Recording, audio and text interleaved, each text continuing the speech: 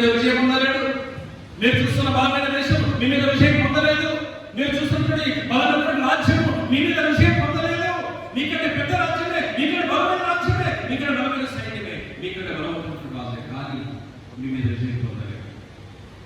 ప్రియమిత్రులారా, మనం ఆశ్రయించవలసినటువంటి లేక మన నమ్మకాన్ని మన విశ్వాసాన్ని పెట్టవలసింది ఎక్కడ అంటే మనుషుల మీద కాదు, ఈ లోక బలం మీద కాదు, ఈ లోకం వాటి మీద కాదు, దేవుని మీద మన నమ్మకాన్ని పెట్టాలి, దేవుని మీద మన విశ్వాసాన్ని పెట్టాలి, దేవుని మీద మన యొక్క స్థిరమైనటువంటి నమ్మకాన్ని తొలగిపోకుండా మనం చూసుకోవాలి.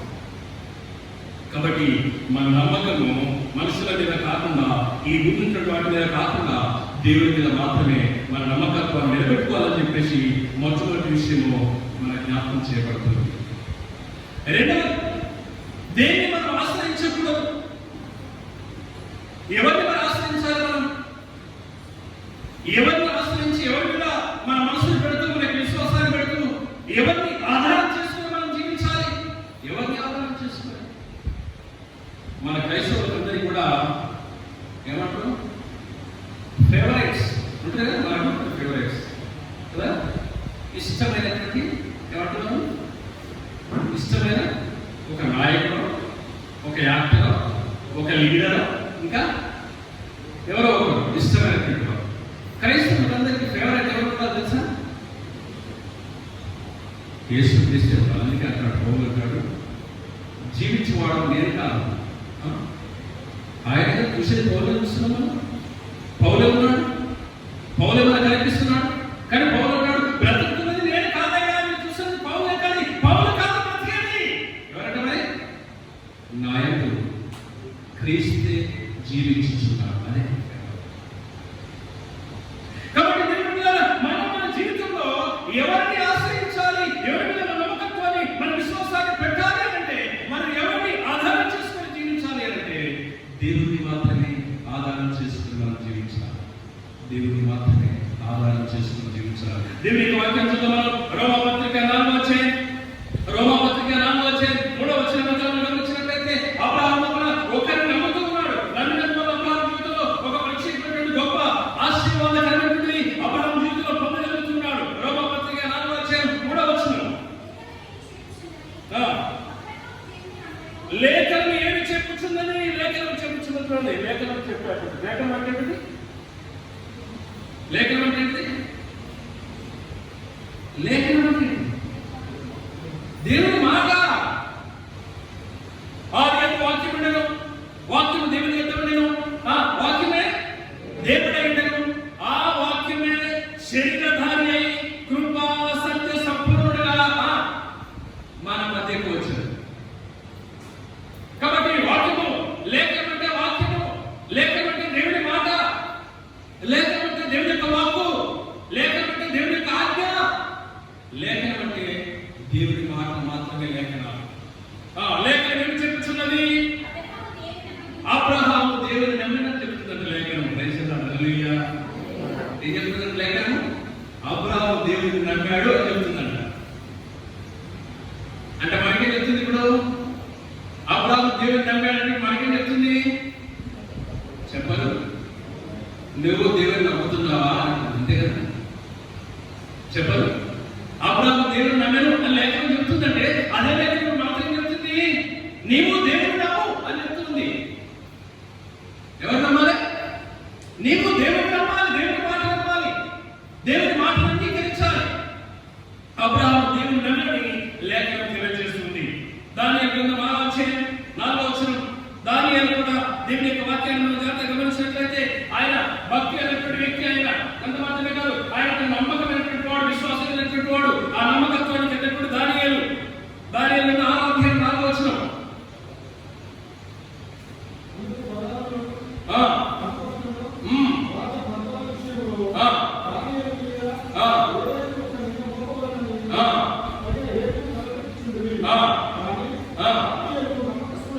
దానియేలు నమ్మకస్తుడైన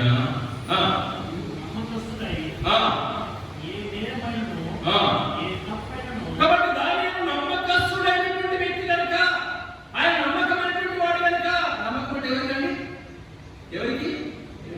దేవునికి దేవుని యొక్క వాక్యం. దానియేలు నమ్మకత్వాన్ని చూసినటువంటి ఆ యొక్క ప్రజలు, దానియేలు నమ్మకత్వాన్ని చూసినటువంటి ఆ యొక్క జనాంగంతా కూడా, దానియేలు నమ్మకత్వాన్ని చూసినటువంటి ఆ దేశపు అధికారులందరూ కూడా దానియేలులో కుట్ర చేయడం ప్రారంభించారు, దానియేలులో పలుపడడం ప్రారంభించారు, దానియేలులో పగబట్టి ఆయన గెలవాలి, ఆయన ఏమైనా చేయాలని కంకణం కట్టుకున్నారు ప్రజలందరూ కూడా, అధికారులందరూ కూడా. అందుకు రాజు దగ్గరికి వెళ్ళారు. రాజా రాజా రాజా, ఈ రాజ్యంలో నీవు తప్ప ఇంకెవడయ్యా అంటే రాజు కోల్పోతాడు. అవును నేనే కదా, ఇంకెవరు కదా, కాబట్టి ఒక నెల దినాల పాటు నీకు తప్ప ఎవరికి మొక్కదని చెప్పేసి ఒక ఆజ్ఞ చాటించు అని చెప్పాడు. అనేది చాలా బాగుంది అని చెప్పేసి రాజు కలిసి తెలియదు పాపము ఆజ్ఞ జారీ చేశారు. ఆజ్ఞ జారీ చేస్తే అందరికి దేశంతో ప్రకటించబడింది. దేశమంతా కూడా వారి వారి విగ్రహం, వారి వారి బొమ్మలు దేవుళ్ళు కాదు కాబట్టి మొక్కిన ఒకటే కాబట్టి వారు మొక్కలు తీసి పెట్టేశారు. ఏమైనా మొక్కలతో కొట్టుకుంటాడా దేవుడు? అందుకే దానియేలు, నువ్వు రాజువైనా, నువ్వు ప్రధానమైనా, నువ్వు అధికారివైనా, నువ్వు బలవంతుడైనా, నువ్వు గరుడమైనా, నువ్వు ఎవరివైనా కూడా నువ్వు మానవుడు అంటే మానవుడమైన నిన్ను నేను మొక్కను, నేను మానవుడినే. కాబట్టి నిన్ను నన్ను చేసిన దేవుడిని నేను ప్రార్థన చేస్తానని చెప్పేసి యథావిధిగా రోజుకు 3 సార్లు, పొద్దున పూట, మధ్యాహ్నం పూట, సాయంత్రం పూట యెరూషలేము తట్టు ఆయన ఆ మేడగది పైకి, ఆ మేడగదికి యెరూషలేము తట్టు కిటికీ తీసి ఆ కిటికీ మీద మోకరించి యెరూషలేము తట్టు ప్రార్థన చేస్తాను. ప్రార్థన చేసేటప్పుడు కొంతమంది నీకు తెలియదు చాలా ఇట్లా అయ్యా ప్రార్థన చేస్తున్నవాడు మాకు గుడి లేకుండా చెప్పేసి బాధపడుతున్నాడు. చాలా మంది రండి మీకు తెలియాల్సింది. మనం 2 గుర్తులు ప్రార్థన చేసుకోవడానికి దిక్కులేదు, మనం ప్రార్థన చేసుకుని మనసు లేదు. నిజం అయ్యా ప్రార్థన చేసుకుందామంటే చచ్చి లేదయ్యా మందిరం నేను బాధపడుతున్నాను. చాలా ప్రార్థన మందిరానికి వెళ్ళి ప్రార్థన చేసుకుంటారు. అర్థమేంటి? వారు దేవుని తప్ప తిరిగిరని అంటారు, వారు దేవుని ముఖాన్ని చూస్తున్నారంట, వారు దేవుని పాదాల దగ్గరికి వెళ్ళారంటారు, వారు దేవుని పాదాలు పట్టుకున్నారని అంటారు వారు. అందుకే ఈ యొక్క ఇస్రాయేలులో ఉన్నటువంటి ఆ యొక్క ఆలోచన ప్రకారం, అంటే వారు ఉన్నటువంటి ఉద్దేశం ప్రకారం యెరూషలేము తట్టు తిరిగి ప్రార్థన చేయాలి. ఎందుకు ప్రార్థన చేయాలి? యెరూషలేము దేవుని యొక్క నివాస స్థలం అని, యెరూషలేము దేవుని యొక్క పట్టణం అని, యెరూషలేము దేవుడు జన్మించిన స్థలం అని, యెరూషలేము దేవుడు 2వ రాకడలో తిరిగి రాబోతున్న పట్టణం అని, 2వ రాకడలో అక్కడికి తిరిగి వస్తాడు దేవుడు. అందుకే ఇశ్రాయేలు అందరూ కూడా ఎప్పుడు ప్రార్థన చేసినా యెరూషలేము తట్టు తిరిగి ప్రార్థన చేసేవారు. ఎందుకు యెరూషలేము తట్టు? యెరూషలేము దేవుని నివాస స్థలం. కాబట్టి యథావిధిగా రోజుకు ఉన్నారు ఎప్పుడు రోజు చేస్తున్నట్టుగానే ఆజ్ఞ జారీ అయినటువంటి దినం మొదలుకొని మిగతా రోజుల్లో కూడా యెరూషలేము తట్టు కిటికీ తెరిచి ఆ కిటికీ మీద మోకరించి యెరూషలేము తట్టు తన మొక్కలు తిరిగి ప్రార్థన చేస్తున్నారు. వీళ్ళందరూ సమయాన్ని నిలబెడుతున్నారు. చూడు దాన్ని ప్రార్థన చేస్తున్నారు. చూడు అక్కడ వచ్చిన అరే కిటికీ తండ్రి దాని ఆ కిటికీ తీసిండు, ఆ కిటికీ ఎక్కిండు, దాని ఒక కావాలి కదా యెరూషలేము తిరిగి ప్రార్థన చేస్తున్నాడు. ఎందుకు? రాజు చూచారు ఫోటో తీశారు, రాజు వెళ్ళారు. రాజా రాజా రాజా నువ్వు ఆజ్ఞ ఇచ్చావు, ఈ మనుషులు ఏం చేస్తాను? నిన్ను నీ ఆజ్ఞను ఖాతరు చేయకుండా తన దేవుడికి ప్రార్థన చేస్తాను. రాజుకు ఈ అధికారుల మనసు ఎలాంటిదో తెలుసు, గుర్తుపెట్టుకోండి. రాజుకు దానియేలు మనసు ఎలాంటిదో కూడా తెలుసు. రాజుకు ఒకరికి అడగచ్చు, మరి వాళ్ళ మనసు ఈయన మనసు తెలిసినప్పుడు రాజు కాపాడవచ్చు కదండి అయ్యగారు. నిజమే, వాళ్ళ మనసు తెలుసు, ఈయన మనసు తెలుసు. ఈయన ఎలాంటి వాడు, వాళ్ళు ఎలాంటి వాడు తెలుసు. ఎప్పుడైతే దానియేలు గురించి వాళ్ళు చెప్పారో, దానియేలు చేసుకుని చెప్పేసి అన్నారో, అప్పుడు రాజుకు అర్థమైపోయింది, ఓహో దానియేలు పగబట్టాడు కాబట్టి చేశారా అని చెప్పేసి. నిజంగా దానియేలు మనసు రాజు తెలుసా తెలదా? ఎలా తెలుస్తుంది మనకి? రాజా నువ్వు ఇచ్చినటువంటి ఆజ్ఞ ప్రకారం ఏది తప్పుకోకూడదు, అన్ని జరగాలి తప్పకుండా. అదే రీతిగా ఈ సింహాలు ఉపవాసం ఉంచేసి ఆ ఉపవాసం ఉంటుంటే సింహాలకు ఈ మనిషి ఎవరైతే ప్రార్థన చేస్తాడో ఆ మనిషిని తీసుకువెళ్ళి అమాంతం పెట్టేసేయాలి. అవి మనిషి పైనుంచి పడకముందే అందుకొని తినేసి ఎముకలు కూడా పిప్పి లేకుండా తినేసేయాలని చెప్పేసి వాళ్ళ లోపల ఎంత ఉందో చూడండి. మరి దానియేలు మనసు రాజు తెలుసా? రాజు తెలిసిన రాజు కాపాడుతాడు. మరి రాజు తప్పించవచ్చు కదా, రాజు ఏదైనా చేయొచ్చు కదా. ఎందుకంటే రాజు ఒక మాట కట్టుబడినాడు కాబట్టి ఆ మాట వెనుక తీసుకోవడానికి వీలేదు రాజు. అందువరకు రాజు మనసులకు అర్థమైనా చదివితే దానియేలు తీసుకుని వచ్చి సింహం బోరులో వేస్తున్నప్పుడు ఆ తర్వాత ఆ రోజు రాత్రంతా కచేరీ బంద్ అయిపోయింది, పాటలు బంద్ అయిపోయింది, నాటశాల బంద్ అయిపోయింది. ఆ రాజు అవన్నీ కూడా రాత్రంతా సైలెంట్ అయిపోయాడు. రాజుకు రాత్రంతా నిద్రపట్టలేదు, నెమ్మది లేదు. చీకటితో లేచి రాజు దానియేలు వేసినటువంటి గోల దగ్గరికి వెళ్ళి అంటున్నాడు, ఏమంటాడు?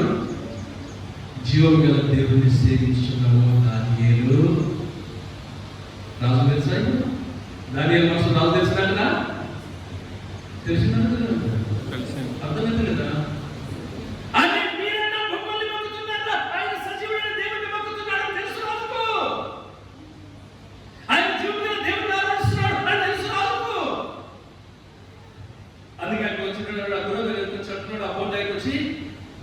దేవుని సేవించుకో దానియేలు, నీవు సేవించుతున్న దేవుడు నిన్ను రక్షించానా? వెంటనే ఏమంటాడు? దాన్ని ఏమంటాడు?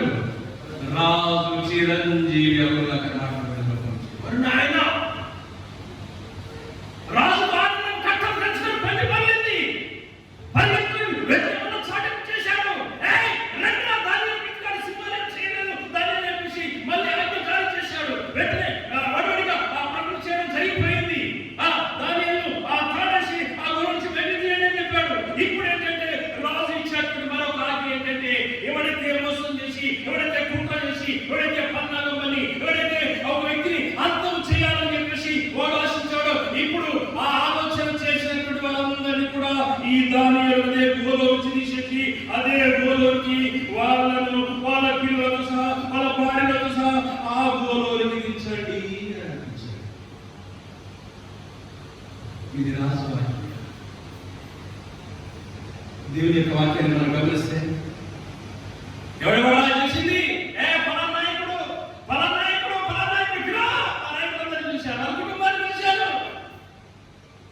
ఏం చేశాడు? దానియేలు మంచి పని చేస్తే ఓర్చుకోవాలి కానీ, సంతోషించాలి కానీ, ఆయన భగవంతుడు ఎందుకు?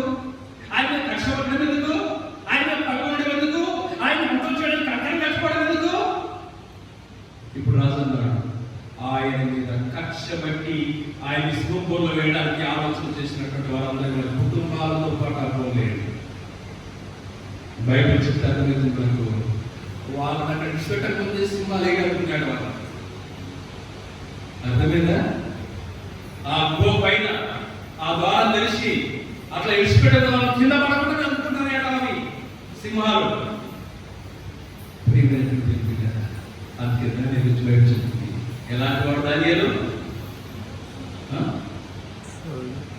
ఎలాంటి వాడు దానియేలు? నమ్మకమైన వాడు. అదే ఎలాంటి వాడు దానియేలు? నమ్మకమైన వాడు. దేవుని యొక్క వాక్యాన్ని చెప్తూ కొద్ది చాలాసేపు చెప్పాడు. ఇంకొక విషయాన్ని చెప్తాను చూస్తాను. నా టైం ప్రకారం ఒకటికి వాక్యం అయిపోవాలనుకున్నాను. 1, 5, 10 ఉన్నాను కనుక ఈ 5 పనులకు నేను వచ్చేస్తాను. ప్రియమిత్రులారా, నమ్మకస్తుడు దానియేలు తన నమ్మకత్వాన్ని దేని పెట్టలేదు.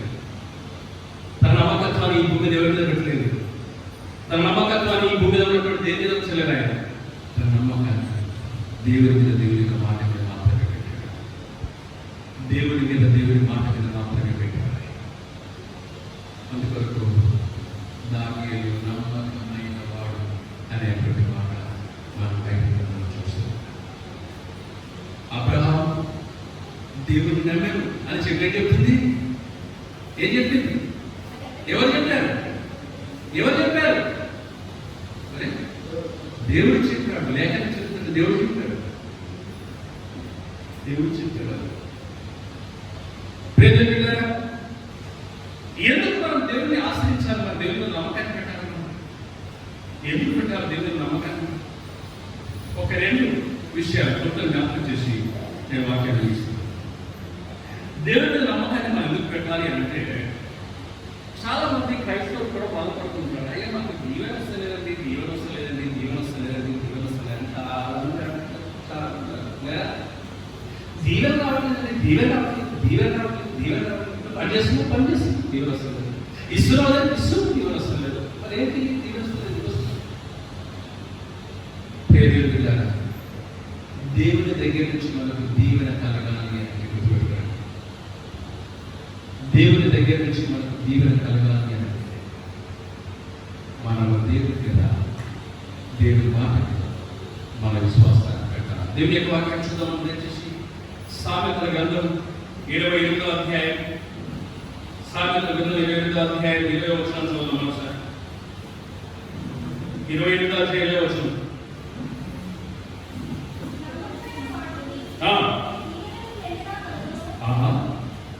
ఎవరి కలుగు? ఎవరి కలుగు? చెప్పాలి మీరందరూ. ఎవరి కలుగు? నమ్మకమైన వారికి దీవెనలు ఎలాగనమాట? మెండుగా కలుగు. కొంచెం కాదట, సగం కాదట, ఉండినట్టు కాదట కదా. ముందే కనుక్కోవాలి కదా. కొంతమంది పాపం తిన్నట్టు తింటా ఉంటారు. మీ తెలుసా సంగతి? మన కుటుంబీలైతే రోజు చంపుతా ఉంటాడు, వారం ఫుల్ చంపుతా ఉంటాడు అనుకోండి. దేవుడికి ఎక్కున్నాడు కాబట్టి చంపుతారు, కాకపోతే దేవుడికి అందుబాటులో ఉంటే ఇంకా బాగుంటుంది. కొంతమంది తిన్నట్టే తింటా ఉంటారు. ఎందుకు? ముందే కరోనా కాలం, పని దొరుకుతలేస్తారు, ఇక పనులు వస్తలేవు, పైసలు వస్తలేవు, ఏం చేయాలని చెప్పేసి చాలా ఇబ్బంది పడుతూ ఉంటారు. చాలా మంది అక్కడ ఉన్నటువంటి ప్రజలు ఉంటారు, లక్షల మంది, కోట్ల ప్రజలు ఉన్నారు ఈ ప్రపంచంలో. ఇక్కడ దేవుని వాక్యం అంటున్నాడు, నమ్మకమైనటువంటి వాడికి దేవుని మీద నమ్మకము, దేవుని మీద నమ్మకం, దేవుని మీద నమ్మకము, దేవుని మాట మీద నమ్మకం, దేవుని మీద నమ్మకము, దేవుని యొక్క లేఖనం పైన నమ్మకం, దేవుని మీద నమ్మకము, దేవుని మీద మాత్రమే తన నమ్మకము. మనుషుల మీద కాదు, ఈ లోక సంపద మీద కాదు, ఈ లోక ధనం మీద కాదు, ఈ లోక ఆస్తి అంతస్తుల మీద కాదు, ఈ లోక సంపాదన మీద కాదు, దేవుని మీద నమ్మకం, దేవుని మీద. కాబట్టి నమ్మకమైనటువంటి వాడికి దీవెనలు మెండుగా కలుగుతాయి. అదే అధ్యాయం 20 వచనంలో ఇంకో మాట అంటాడు. 20వ వచనం, అదే అధ్యాయం 20వ వచనం. యెహోవా యందు నమ్మకం ఉంచువాడు. ఇక్కడ క్లియర్గా చెప్పేశాడు ఉన్నట్టుగా. కొన్నిసార్లు ఏం చేస్తారంటే ఏమంటారు, పరోక్షంగా మాట్లాడుతూ ఉంటారు. పరోక్షంగా తెలుసు కదా, పరోక్షంగా మాట్లాడుతూ ఉంటారు. కొంచెం ప్రత్యక్షంగా మాట్లాడుతూ ఉంటాం, డైరెక్ట్ అన్నమాట. ఇప్పుడు 20వ వచనం పరోక్షంగా చెప్పింది నమ్మకమైనటువంటి వాడు అని అన్నమాట. ఇప్పుడు 20వ వచనం వచ్చి డైరెక్ట్ చెప్తా ఉన్నాడు అన్నమాట. యెహోవా యందు నమ్మకం ఉంచువాడు ఏం చేయడు? గట్టి చెప్పండి, వర్ధిల్లును. హల్లెలూయా. ఏం జరుగుతుంది? వర్ధిల్లుతాడు. ఎవరైతే నమ్మకం ఉంచువారు? యెహోవా యందు నమ్మకం ఉంచువాడు. యెహోవా యందు నమ్మకం ఉంచువారు అంటే ఒక మాట చెప్తాను, జాగ్రత్తగా. ఈరోజు ఆదివారం దినం, మొదటి ఆదివారం చాలా మంది కరెక్టే. మా ఆదివారం అది కూడా నిజమే. ఆదివారం కాబట్టి దేవుడు ఆరాధించాలి, దేవుని బిడ్డ సంగతి అది. దేవుని మీద నమ్మకం ఉంచినటువంటి వ్యక్తి గుర్తుపెట్టుకోండి, మీరు గుర్తుపెట్టుకోండి, దేవుని దినాన్ని ఎప్పుడు కూడా తన కొరకు కానీ, తన బంధువుల కొరకు కానీ, తన సంపద కొరకు కానీ వాడుకోకూడదు. తన కొరకు కానీ, తన బంధువుల కొరకు కానీ, తన సంపద కొరకు కానీ వాడుకోకూడదు. దేవుని దినాన్ని దేవుని కొరకే వాడాలి. బెస్సెల్లో ఒక రోజు ఒక 5 కుటుంబాలు చర్చికి రాలేదు. 5 కుటుంబాలే. ఆ తర్వాత నేను అడిగాను, ఏంటంటే మీ కుటుంబం అంతా కూడా ఎవరు రాలేదు చర్చికి అంటే పంచాయతీ ముద్దురాటు పడాలని చెప్పి సరిపోయినందుకు పంచాయతీ కూడా గుడిగా ఉపయోగపడింది.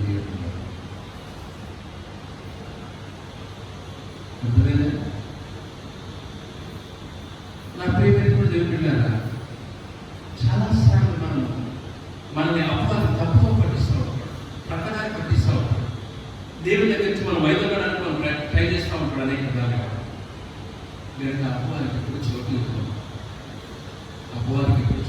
అది ఎదిరించాలి. ఎదిరించి పారిపోవడానికి అతను చెప్తున్నాడు. యాభై పత్రికలు వాడిని ఎదిరిస్తేనే వాడు పారిపోతాడు, ఎదిరించకపోతే పారిపోవాడు. కాబట్టి దేవుణ్ణి ఎందుకు మనం ఆశ్రయించాలి అంటే నీకు దీవెన కలగాలి, దేవుని నమ్మకాన్ని పెట్టాలి, దేవుని మాత్రమే నమ్మాలి. ఎందుకు నువ్వు దేవుని ఆశ్రయించి దేవుని విశ్వాసాన్ని పెట్టాలంటే నీవు నీ జీవితంలో నీ కుటుంబం నీ పిల్లలు వర్తిల్లాలి అంటే నీవు దేవుని మీద మాత్రమే నమ్మకాన్ని పెట్టాలి, దేవుని యొక్క వాక్యం మీద మాత్రమే నీ నమ్మకాన్ని ఉంచాలి, నమ్మకత్వాన్ని ఉంచాలి. కాబట్టి దేవుని మీద నమ్మకం పెట్టినటువంటి వాడు, దేవుని యొక్క వాక్యం మీద నమ్మకం పెట్టినటువంటి వాడు మన జీవితంలో మెండుగా దీవెనలు కలుగుతాయి. దేవుని మీద నమ్మకం పెట్టినటువంటి వాడు తన జీవితంలో తన కుటుంబంలో తన పిల్లలతో పాటు వాడు వర్ధిల్లుతూ ఉంటారు. మనం చేసేవాడు కొంతమంది సాక్ష్యం చెప్పే ఉన్నాడు, కానీ పాప వాళ్ళ సాక్ష్యం అంతా ఎక్కడో మళ్ళా ఆ వాగు విడిచిపెట్టినట్టుంది, విషయాలు ఒక పెట్టి అలా అది మాత్రం పోతుంది, అక్కడ పైకి పోతుంది, ఆకాశంలో ఉందా పోదని చెప్పాక అది పాకాల్సి నిజమే, నిజమే దాంట్లో కడుతుంది, పాకాల వాగులో వస్తుంది, అబద్ధం కాదు, నిజమే. దాని సముద్రంలో దానికి అది ఉండదు. అయ్యా నేను ఎట్లా చర్చి రావడం మొదలు పెట్టాను, నేను చర్చ్ అంటే ఆధారం పట్టించుకుంటాడు కాదు, చర్చ్ అంటే ఆధారం పని చూసుకుంటాను, చర్చ్ అంటే ఆధారం పైసలు చూసుకుంటున్నాను, చర్చ్ అంటే ఆధారం ఎక్కడ ముహూర్తం చూసుకుంటాను, చర్చ్ అంటే ఆధారం ఎక్కడ ఎవరితో చూసుకుంటాను, చర్చ్ అంటే చూసుకుంటాను, చర్చ్ అంటే భాషలు పడుచుకోవడం ఏమిలా ఎంతకాలం దాదాపు ఒక 20 ఏళ్ళు రాత్రి పగలనగా చర్చ్ లేకుండా దేవుడు లేకుండా తిరిగాను, చేశాను. ఎప్పుడు చూసినా నా ఇంటికి అప్పుడే ఉంటాడు, ఎప్పుడు చూసినా ఇంటికి అప్పుడే ఉంటాడు. ఇంత చేశాను. ఎప్పుడైతే దేవుడు రావడం మొదలు పెట్టాను, వాళ్ళ తప్పకుండా దేవుడికి వస్తున్నాను, వాళ్ళ తప్పకుండా దేవుడికి ఇస్తున్నాను. ఇప్పుడు ఏమిటంటే ఏ ఒక్క అప్లోడ్ నా ఇంటికి వస్తున్నాడు సార్, నేను 20 ఏళ్ళు సంపాదించినటువంటిది దేవుడి సన్నిధికి వచ్చిన తర్వాత ఇదిగో నా ఇల్లు స్థలంలో ఇంకొక ఇంటి స్థలం కూడా కొనగలిగాను. చాలా మంది సాక్ష్యాలు చెప్పారు.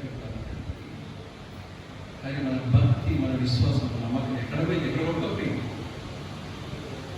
సాతాను ఎక్కడ ఎక్కకపోతున్నాడు. సాతాను మన విశ్వాసాన్ని గుర్తుపెట్టుకోండి.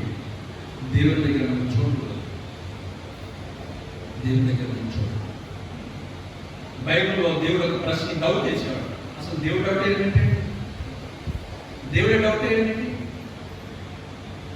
ఉందా బైబిల్లో? దేవుడు ఒక డౌట్ వ్యక్తపరిచాడు, ఒక అనుమానం వ్యక్తపరిచాడు.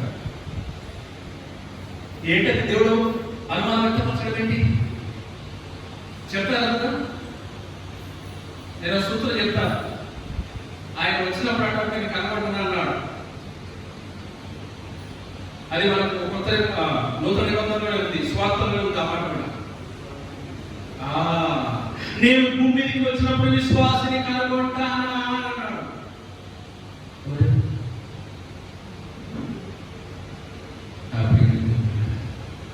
మన జీవితంలో వర్తిలేకపోవడానికి కారణం, మన జీవితంలో దీవెన చూడలేకపోవడానికి కారణం మన నమ్మకం దేవుని మీద ఉండకుండా పోతుంది, మన విశ్వాసం దేవుని మీద కనపడకుండా పోతుంది, మన విశ్వాసం దేవుని వాక్యం మీద అది నిలబడకుండా కోసం.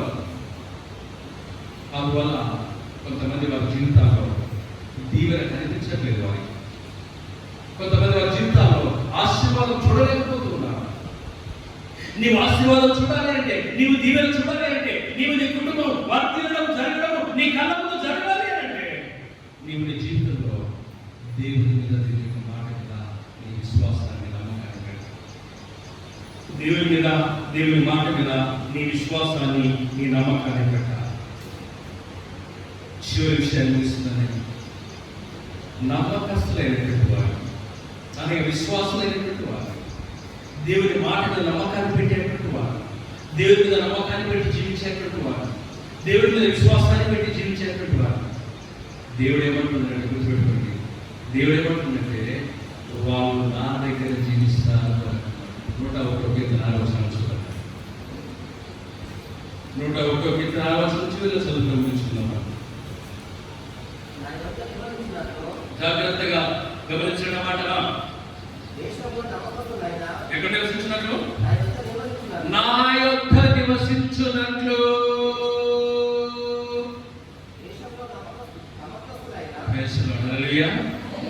దేశంలో నమ్మకస్తులైన వారి కొరకు నేను కనిపెట్టుచున్నాను.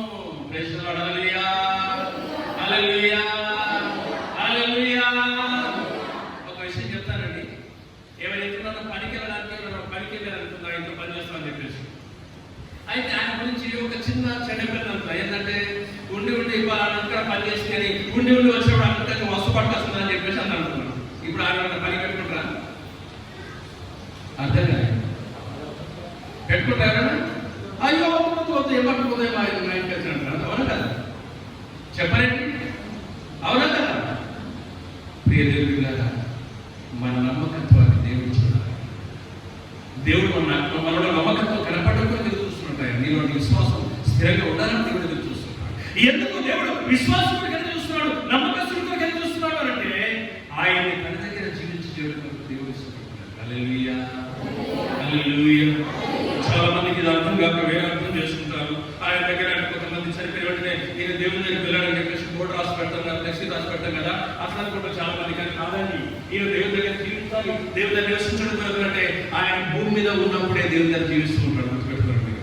అనోకమల్లాగా మనుషుడే, అనోకమల్లాగా పెళ్లి అయిపోయింది, అనోకమల్లాగా పిల్లలున్నారు, అనోకమల్లా పని చేస్తున్నాడు, అనోకమల్లా కుటుంబాన్ని పోషించుకుంటున్నాడు, అనోకమల్లాగానే ఆయన కుటుంబ జీవితం ఉంది, ఆయనకు ఊరు ఉంది, ఆయనకు వాడ ఉంది, అనోకు అన్ని కలిగి ఉన్నాడు.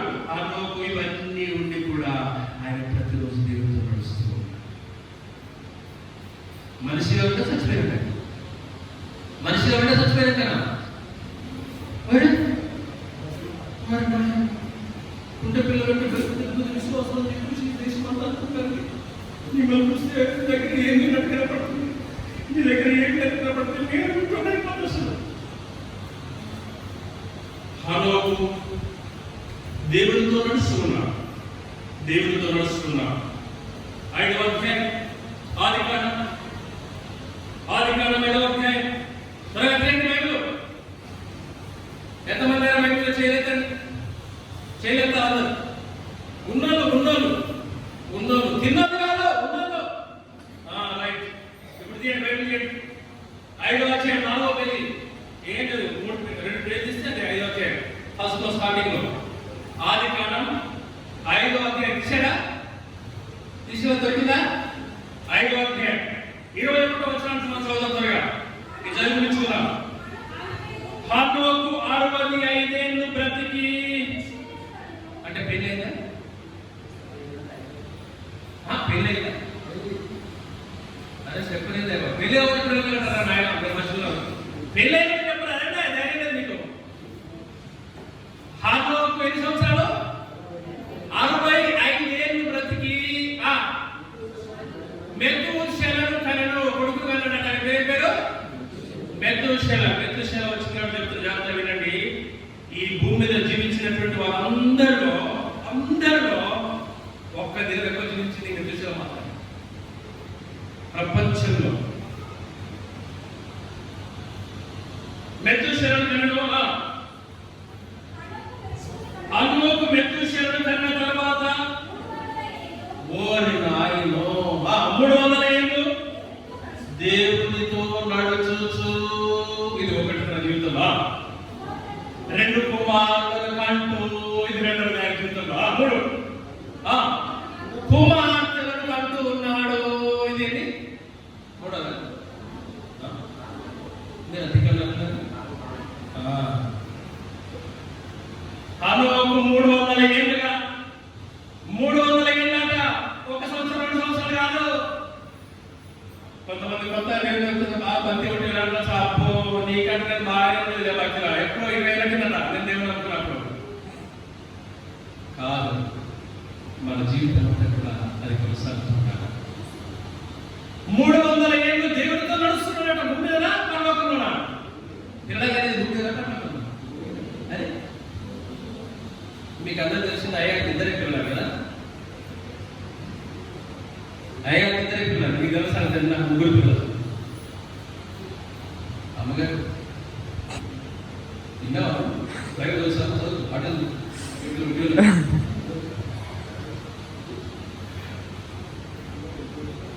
మీకు అందరూ తెలిసింది. అయ్యాక 2 పిల్లలు.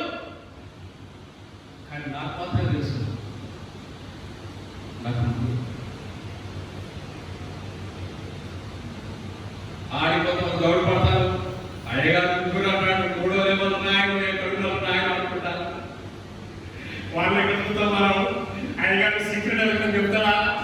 సేవకులు చెప్తాడా అంత మొత్తం చెప్పేసి ముగ్గురు అని చెప్పేసి ఇది ఎప్పుడు దొరుకుతుంది, ఇది ఎక్కడ దొరుకుతుంది, ఇది ఎవరితో బయటకు వస్తుంది దగ్గర నుంచి అని ఆలోచన చేస్తున్నారు చాలా మంది మనుషులు.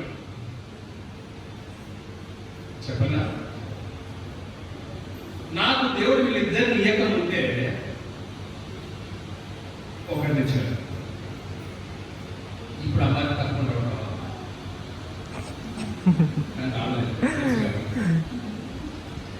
వీళ్ళిద్దరిని దేవుడు నాకు ఇయ్యకముందే ఒకరిని ఇచ్చాడు, ముందే ఇంకొకరిని ఇచ్చాడు.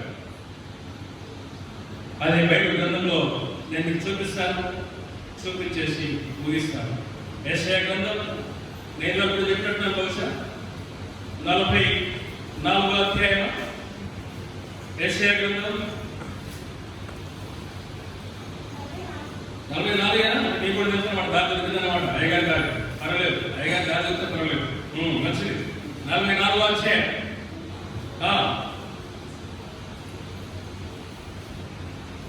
చదువు. ఎక్కడి నుంచి 3వ వచనం చదవండి. నేను గట్టిగా నీళ్లను ఎండిన భూమి మీద ప్రవాహ జలమును కుమ్మరించదను, నీ సంతతిని నా ఆత్మను కుమ్మరించదను, నీకు పుట్టిన వారిని ఆశీర్వదించదను.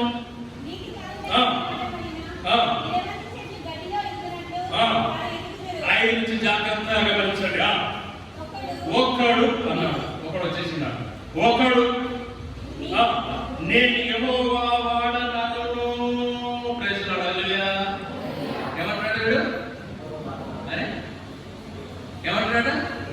యెహోవా వాడనను అంటాడు. రెండోడు వచ్చిందా? అరే మరొకడు రెండోడు కాదా అన్నది. మరి ఒకడు అరే ఇక్కడ మన పేరు చెప్పాడు. మొదటి వాడేమో దేవుడు ఉన్నాడు, రెండో వాడేమో ఎవరో వాళ్ళ ఇంట్లో చెప్తాడు. అదే మూడోడు ఉన్నాడు ఇక్కడ. మరి ఒకడు యెహోవా వాడనని తన చేతితో వ్రాసి ఇశ్రాయేలు పేరు పెట్టుకోను. చెప్పమంటారా? మీతో మాట తీసుకుంటారు. మీరు ఎవరు చెప్పాలని చెప్తారు. మాకేనా మీరు ఏమో నేను ఆయన ఎవరు చెప్పమంటే చెప్తా. ఆయన ఎవరు చెప్తారు చెప్పారు కదా. మీ సంగతి అంటే బయటికి అయితే చెప్పనే చెప్పరా అయ్యారు. బయటికి అడుగు పెడదాం పెట్టము ఊరు చెప్తాడు, వరంగం చిల్లర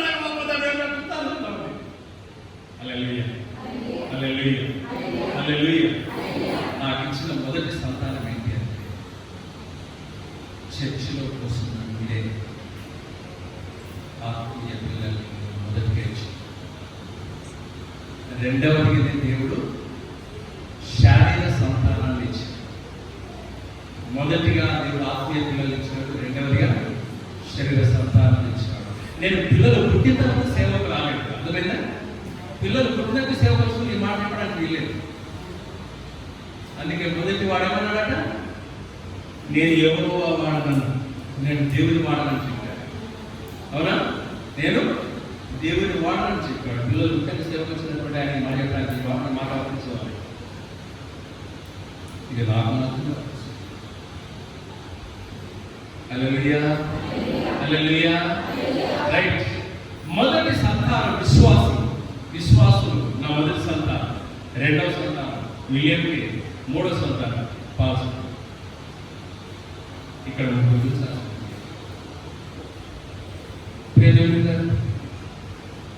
దేవుని వాక్యాన్ని గురించారు. దేవుడు కనిపెడుతున్నాడు. ఎవరికొరకు? నమ్మకస్తులైనటువంటి వారి కొరకు కనిపెడుతున్నాడు. ఎందుకంటే వారిని తన దగ్గర నివసించున్నట్లుగా దేవుడికి దగ్గరగా వారు నివసించలేదు. ఆమె ఒక భూమి మీద ఉంటాడు, ఆమె ఒక కుటుంబం ఉంది, ఆమె ఒక పిల్లల్ని కట్టుకున్నాడు, కానీ దేవుడితో నడుస్తున్నాడు. మనం గుడికి మాత్రం పోతున్నాం కానీ దేవుడితో నడవలేకున్నాం. మన పిల్లలు కంటే మనం క్రైస్తవులుగా ఉంటున్నాం, దేవుడితో నడవలేదు. మనం దేవుడితో నడుస్తూ దేవుడితో కలిసి జీవిస్తాం. కాబట్టి దేవుడి ప్రపంచం అంతా కూడా వెతికేది ఎవరికి అంటే నమ్మకమైనటువంటి వ్యక్తుల కొరకు వెతుకుతున్నాడు దేవుడు. దేంట్లో నమ్మకం? నువ్వు దేవుడి విషయంలో నమ్మకంగా ఉండాలి. దేంట్లో నమ్మకం? నువ్వు నీ కుటుంబంలో నమ్మకంగా ఉండాలి. దేంట్లో నమ్మకం? నువ్వు దేవుడికి ఇచ్చే దాంట్లో నమ్మకంగా ఉండాలి. దేంట్లో నమ్మకం? నువ్వు దేవుడిని వెంబడించే దాంట్లో నమ్మకంగా ఉండాలి. దేంట్లో నమ్మకం? నీ ఇరుగు పొరుగు వారికి నువ్వు నమ్మకంగా ఉండాలి. దేంట్లో నమ్మకం? మనతో ఉన్నటువంటి వారందరికీ మనం నమ్మకంగా ఉండాలి. ఇది